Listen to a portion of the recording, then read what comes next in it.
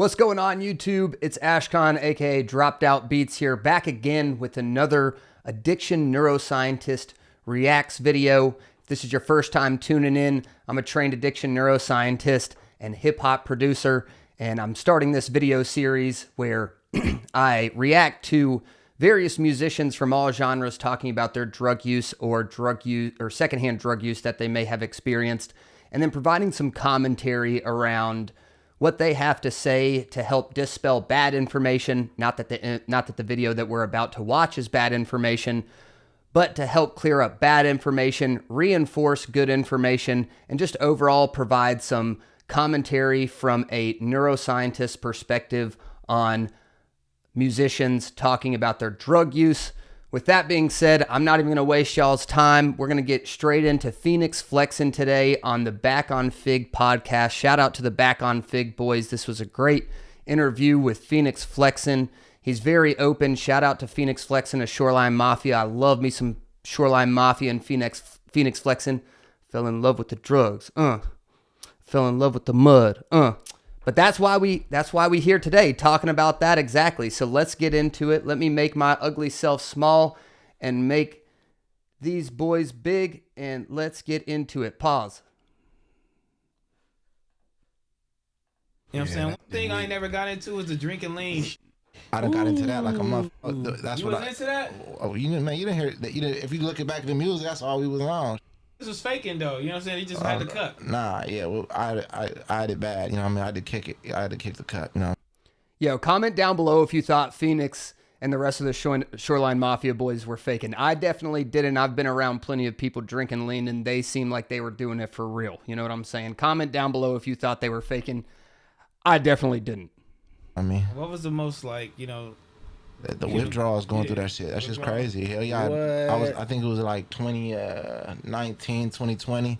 I remember I'd been like I think I've been sipping for like a whole year straight every day. You know what I mean? Oh, that's crazy. So, I never been on it like that. So. Oh, you was sipping too? What? I used to go crazy, but not every day. I used to just have my little good weekend. I had a couple people tell me like family members that like, hey, you should probably like. So I'm like, I ain't addicted. I could stop whenever I want. They're like, all right, well, stop then.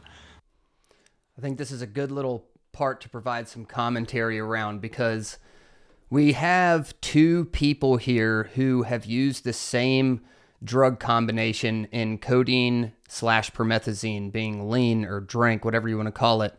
We have our homie in the blue hat on the left here who's talking about his recreational lean use and how he never really struggled with having an addiction to syrup or codeine promethazine, right?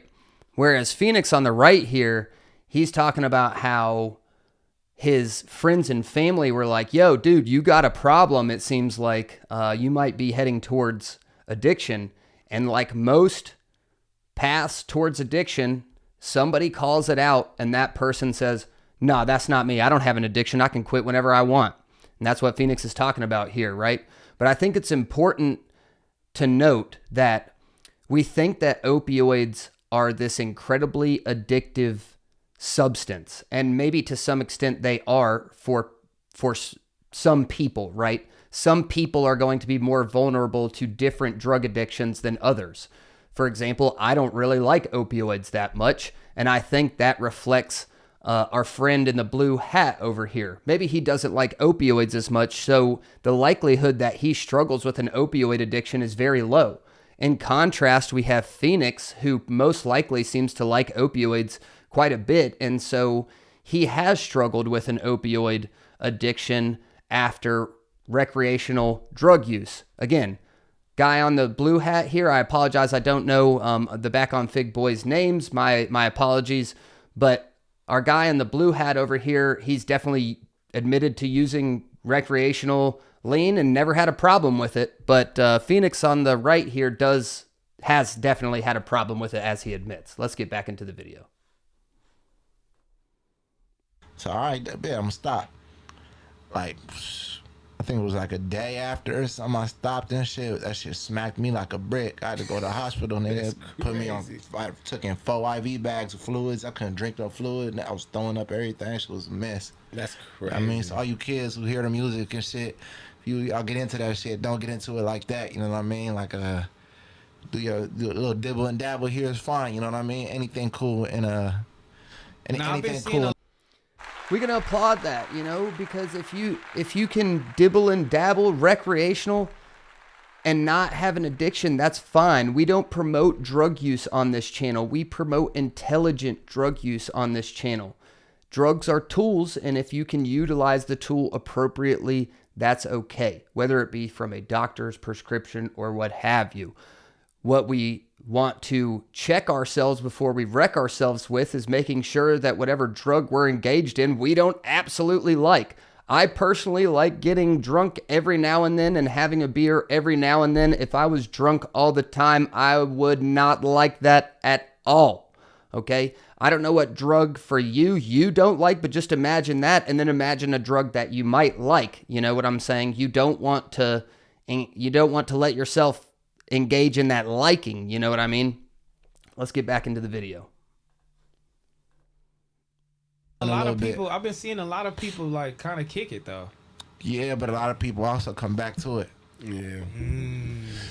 Yeah, I ain't never had no shit. It's too expensive. No, at this point, that shit's fucking $8 from the. I about to say $23 worth of prescription, man. Yeah, hell yeah. I about to say back then, we was like, but we was in the bus subscription shit. So back then, that's when we had an 8 with a refill, and we had like 4 of them a week. You know what I mean? So shit, we was. Yeah, it ain't expensive for sure. That I point, just never been on it like that. But at that point, it was still only like 35, fucking $40 a line. I remember when Lean hit $40 a line, I was tripping.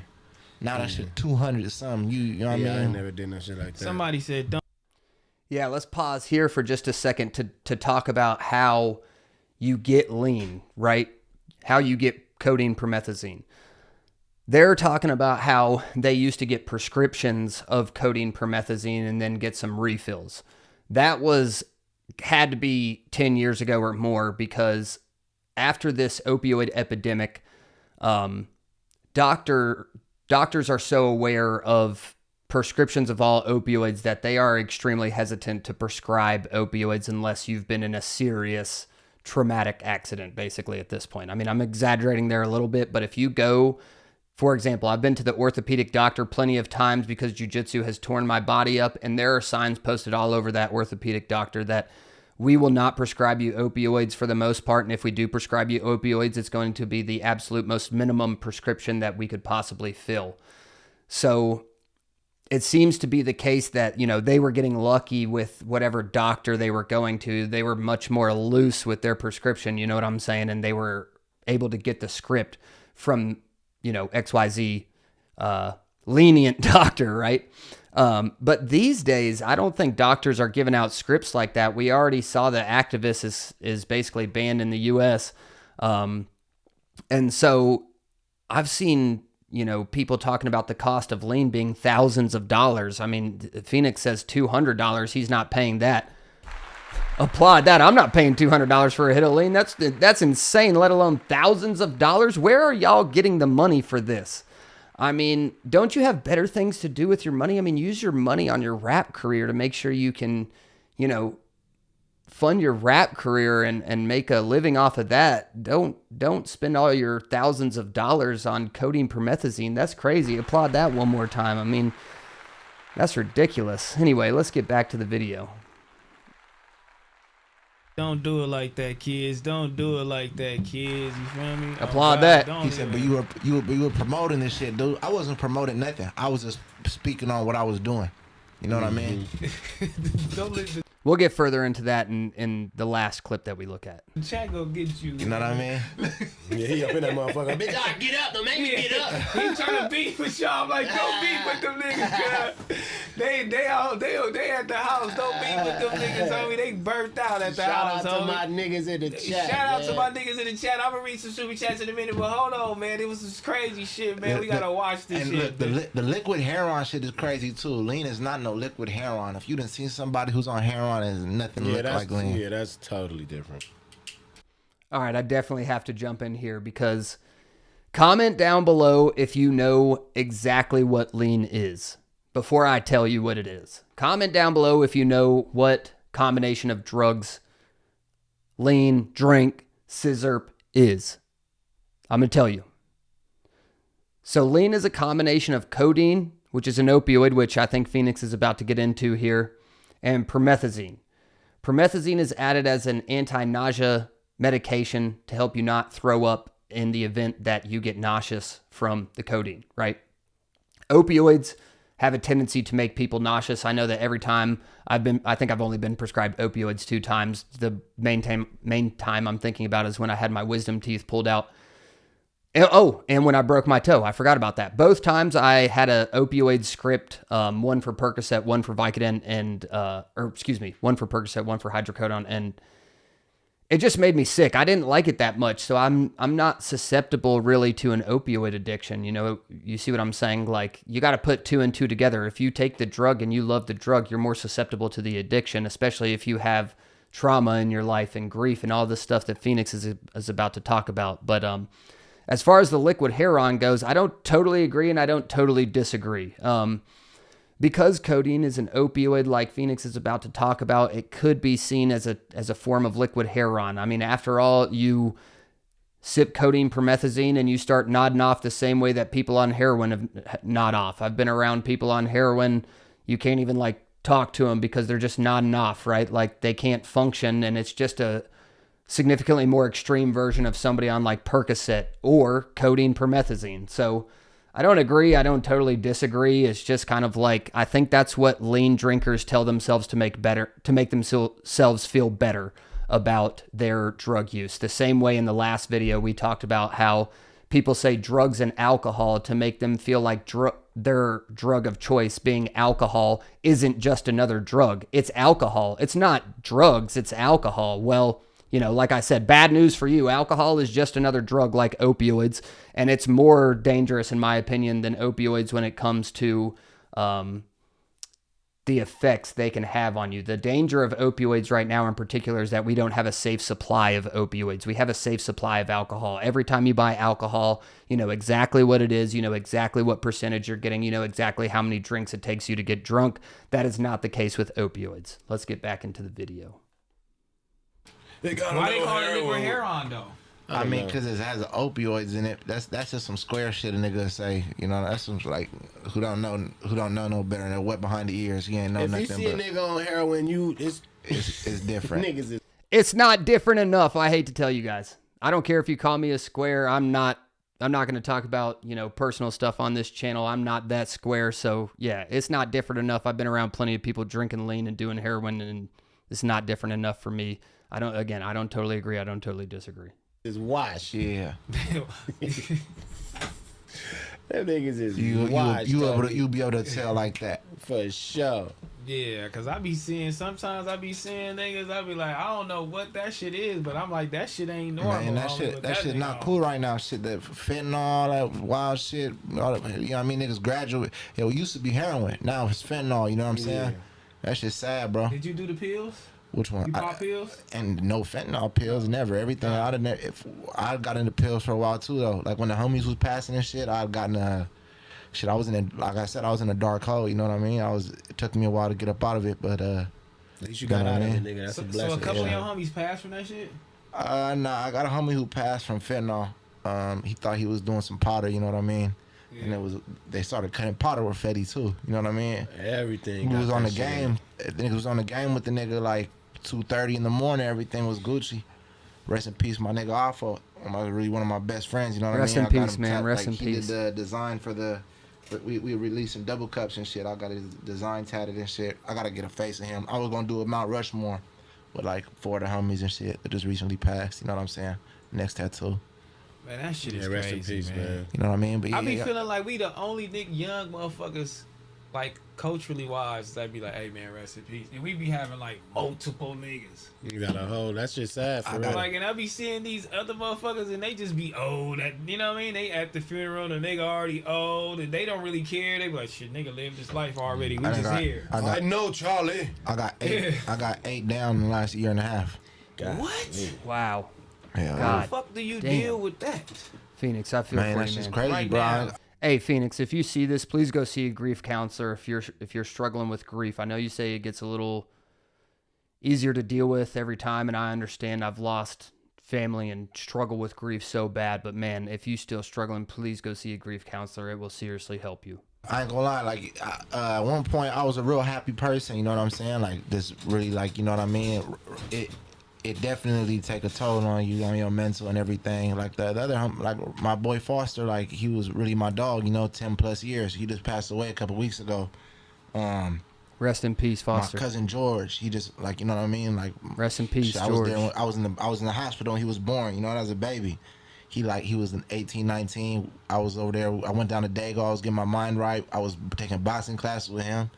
He died too. You know what I mean? I ain't gonna go too much, but whoever he, like, you know, it was a family member at the house.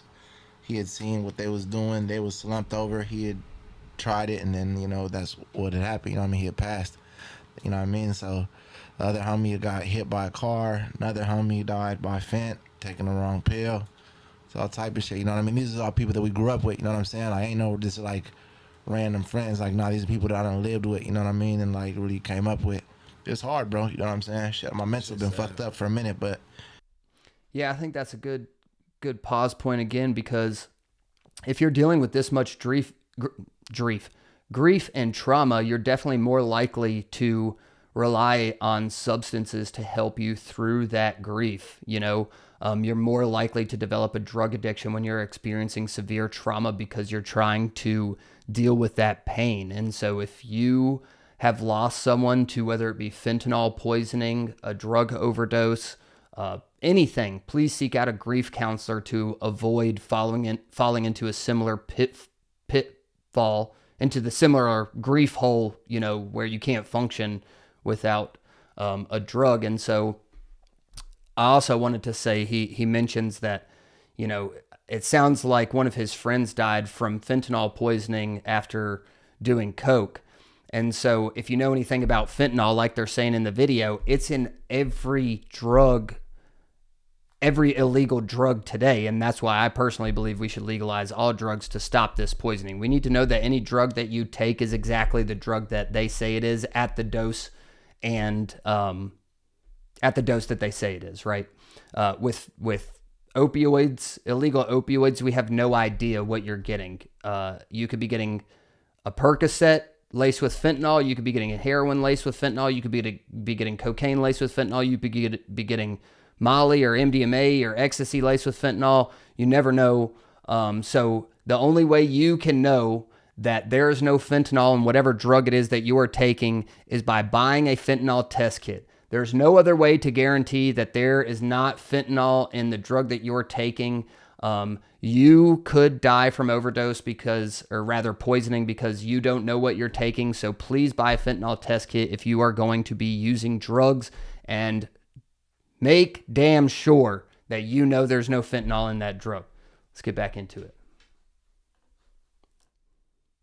It's almost like you kind of, each time somebody passes, you kind of learn how to deal with it a little bit better. You get more and more immune. Hell yeah, fact. I want to say immune, but like, you know what to do and what not to do. You know what I mean? Because when a couple of the homies passed, I was, you know what I mean, just getting high every day, like. Hey, just a quick tip. If somebody tells you that they have lost a loved one, whether it be, you know, an extremely close friend or family member, it's never too late to say, I'm sorry for your loss. When I've dealt with grief and lost my cousins that were like the closest people to me in my life, I never got tired of hearing I'm sorry for your loss, and I don't get tired of hearing it today. I say it to anyone that ever tells me, oh, I lost my parent 17 years ago. I'm sorry for your loss. You know, 17 years doesn't matter. In that case, they are still dealing with that loss. So to Fenix, I'm sorry for your loss. With like a crazy amount of fucking, I wouldn't even put out the amount of pills I was doing, but you know what I mean? It wasn't that cool.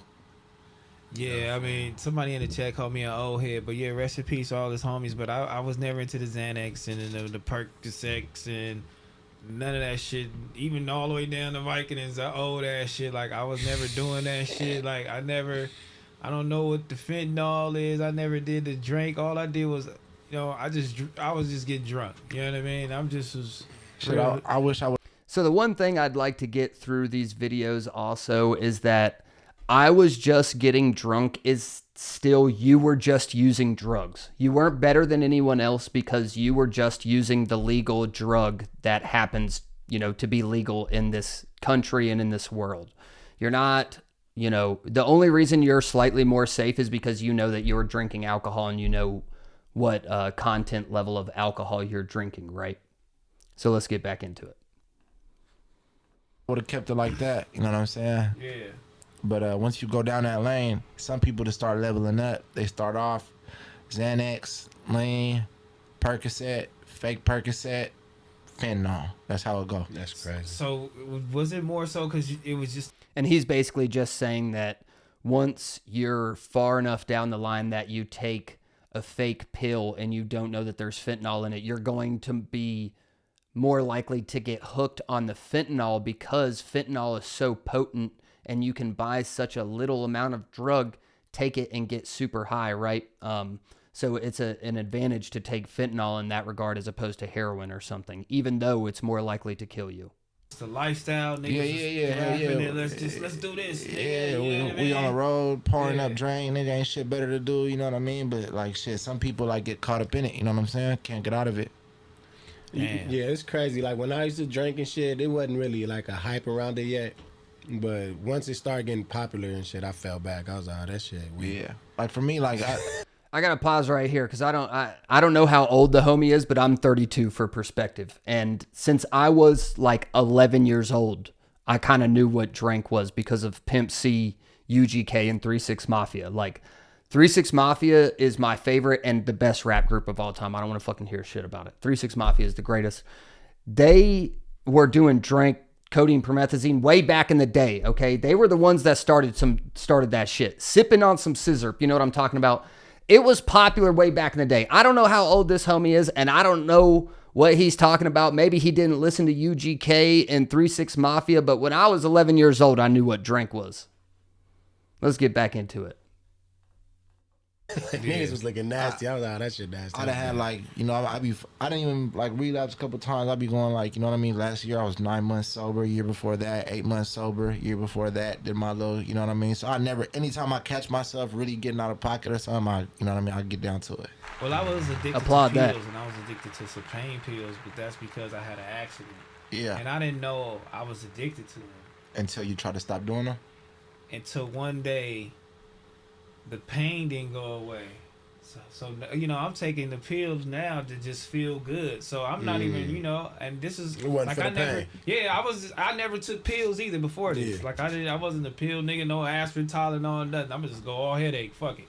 So, but I started having to take these motherfuckers because the pain was just too excruciating. You know what I mean? Yeah, so you had to do it. Yeah, I had to do it. So now, it's the pain in my hand, whatever the case may be, I'm taking the pills and I'm feeling good. I'm like, oh, It's that shit. Yeah, it's cool because I'm in pain all day. Yeah, that's crazy. And then one day I took the pills and I laid down, you know what I'm saying? I'm just watching TV and I took the pills and my hand was just still throbbing. It was still hurting, but... You like, so you got to level up. You was going to have to start taking up in your dosage. Yeah, let me take some more. Yeah. So, I pop a couple more.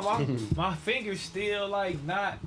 No, so I'm like, you used to it. It's a mind, and now it's a mind thing too. Now I'm heroin. just high. Yeah, now I'm just I'm doped up now. That's how it go though. Like once you get to that point, that's when niggas be like, I need something stronger. Yeah. And I was like, nah, hell no, because that shit had me fucked up anyway. I never ate nothing. I'm just happy I had a strong enough mind to anytime I get to a place where I realize shit was a problem, I fucking nigga, I go fix it. All right, yeah, that's the perfect spot to pause this video and then we'll transition to the next one, because the homie in the red hat here, he initially started out by saying he didn't mess with the pills, you know what I'm saying? But it sounds like he had an injury, went to the doctor, maybe broke his hand. The doctor prescribed him some opioid pain medication. So my homie in the red hat, you definitely mess with the pain pills, bro. You definitely mess with the opioids. You've done opioids, and one thing that needs to be known is that whatever prescription strength and dose your doctor prescribes you for whatever injury you may have or whatever ailment you're dealing with, that you are getting an opioid prescription. if you take that drug at that dosage, there is an incredibly low chance that you will develop an addiction or a dependency to that drug. And so one thing we should note here is that in addiction neuroscience, we make a distinction between a drug dependency and a drug addiction. And so kind of the best way to think about that is my homie with the red hat here is describing more of a drug dependency. He's taking the drug. He started taking a little bit more than the doctor prescribed, or maybe this was back in the day where back in the day, they used to prescribe opioids at much higher doses and strengths. And then as we've gone through this opioid epidemic, we've realized we need to prescribe the smallest amount that works. And so I don't know exactly when the homie had his pain prescription, but it sounds like he started to develop a dependency, not so much an addiction, because he's the first one to tell you, like, I stopped feeling good even on the drugs, right? Like most people, not that they always feel good when they're on the drugs. They definitely don't. Most people will tell you that if they've developed a serious drug addiction where they're like homeless in the whole 9 yards, they're miserable and they use the drug because they have to function. Whereas my homie in the red hat here is describing more of a drug dependency where he was taking the drug for his pain, being a good patient, you know what I mean? I don't know that he was taking more or less or what have you. We're not going to get into that too much. He was taking the drug. He started to feel like he needed it because if he didn't take it, his hand was still in pain. So he kept taking the drug, but he wasn't willing to necessarily go out and spend thousands of dollars on, a drug. He wasn't willing to go out and steal from his friends, break into cars, do all of these things that we see start to happen with people who develop a drug addiction. And so for the last clip here, I didn't think it would be appropriate to end on that note. I wanted Fenix to end this in his own words. Shout out to Fenix Flexin for being so open about his drug struggles on these interviews. I love Fenix as a rapper, great rapper. I didn't want to see his career go downhill. I fucking cheer for this guy, you know what I'm saying? Cheer for Fenix in the comments, you know what I'm saying? And take after him. If you feel like you're starting to develop a drug addiction, go seek help, find a substance use disorder counselor, and do productive things like boxing classes, come train jiu-jitsu with me, make music, you know what I'm saying? Do anything you can to keep yourself productive where you're not thinking about using that drug. Don't watch these videos either, you know what I'm saying? That'll trigger you to go use the drug. This is for people who aren't going to be triggered, who just want to learn about drugs and drug addiction and how we can better think about drugs in this music space. So let's end with Fenix talking in his own words. Just like, do you feel like you're kind of offsetting? Because, I'm not saying that it's everyone's going to make their own decision, but, people think what rappers say and do is cool. And look, I'm going to tell y'all this right now. All the kids listening, I carry a lot of guilt just from like from the first days of Shoreline Mafia, like when we was promoting like, sipping juice for life, this and that. Like, I done had like, some young little niggas, 15, 14 years old, sending me pictures of them pouring up. Hey, you the reason why I started sipping drink. Hey, you the reason why I started popping perks. This shit, man, like, that shit don't make me feel good, bro. It make me feel terrible, nigga. Like, you know what I'm saying? So I carry a lot of guilt with that, but like at the same time, and it is what it's all it is. good, That's what we was going through. So you know what I mean? Music is talking about your life. You were being genuine about your life. Do you still rap about that? Yeah, I still rap about it. But you don't mean it though. I don't mean it though. You know what I mean? Like future be yeah, you know. What yeah, so let's just stop there.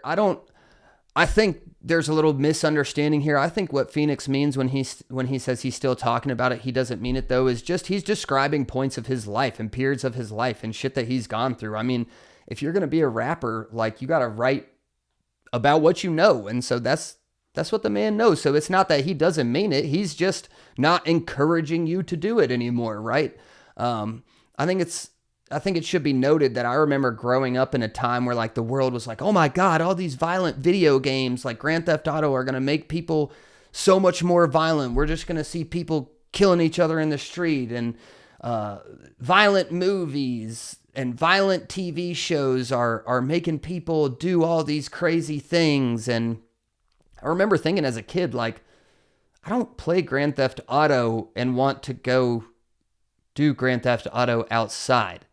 On the flip side of that, I watched a ton of skate videos. I'm a big, I can't skate too good anymore because my ankles are so messed up from jiu-jitsu and my feet are so messed up. But I try every now and then, and I fucking loved Baker 3. If you were comment down below if you're a Baker guy, you know what I'm saying? We got Baker boards. We got the Eric Ellington Death Wish board right there, you know what I'm saying? And so, like, I remember watching them drink and smoke and everything else. And I was like, I want to be like them. I want to be, like the Baker boys. Like, I remember them shotgunning beers and stuff. And me and my homie went outside my house to shotgun sodas. And my mom was like, what the hell are you all doing? And we were like, we saw it in the skate video. They were drinking sodas like this. We were like 12 years old. We couldn't even tell the difference between, beers and soda. You know what I mean? But so, yeah, I think it's just a good point to end on the fact that even Fenix now, he's telling you don't do that shit. He doesn't encourage you to do it. He feels guilty for his promotion of it previously. And yeah, I think he's just a good role model to show you guys, if you aren't into drugs yet, don't do them necessarily. If you don't feel like you need a tool or something, it's not doctor prescribed, don't get into it. It's not worth it, especially with all this fentanyl bullshit going around. And if you are going down that path, try to recognize it, catch yourself, and then get into more productive things. Boxing, making music, sports, community service, whatever it is that you could possibly do, try to get into those things, because it will give you a reason to keep going and stay sober. And so the last point I want to make is that Fenix kind of makes it sound a little bit more easy than it is to quit a drug. You know what I mean? If you have a serious drug addiction, Fenix had a lot going for him. And obviously he's a hustler, man. Like, he's making it in the music game. That shit ain't easy, he's at the top. And so he was someone that had a lot to lose. And I'm sure that he felt that, right? Like, he felt like, shit, I don't want to lose everything that I've built. Whereas somebody who might be close to homelessness and using drugs is not going to be in that position where they can recognize necessarily that they have a lot going for them, and so they should quit using drugs. Instead, they're like, shit, this is the only thing that like gives me happiness today is to use drugs. My house is being taken away from me. I'm experiencing all this trauma. Let me just get high and experience an escape. Whereas Fenix is like, well, shit, I need an escape from drugs now. Like, I need to go play some shows. I need to go to the boxing gym. I need to engage in my art, my music, So, yeah, I think that's a good place to end. I hope you guys liked the video. Hit the like, subscribe for more content. I'm really trying to get this channel off the ground. So if you could please comment something down below, share a video of your favorite artist, whether it be a rapper, DJ, producer, EDM producer, I don't care. Whatever musician that you like and they talk about drug use that they've experienced, please comment it down below and I'll react to it and give you a shout out. I appreciate you watching. Tune into the beat making live streams and we'll talk more drug stuff like this or production stuff, whatever you want. Rocking the EOW South shirt today. Go check those boys out. They do awesome work. You know what I'm saying? Going to be helping them out in the future, putting on shows. So come out. If you're in Charlotte, come out to the EOW South shows. We're going to be going crazy. That's it for the day. Turn on, tune in, and drop out. Thank you guys for turning on, tuning out, and dropping out with me. This is Dropped Out Beats. Subscribe. Appreciate you.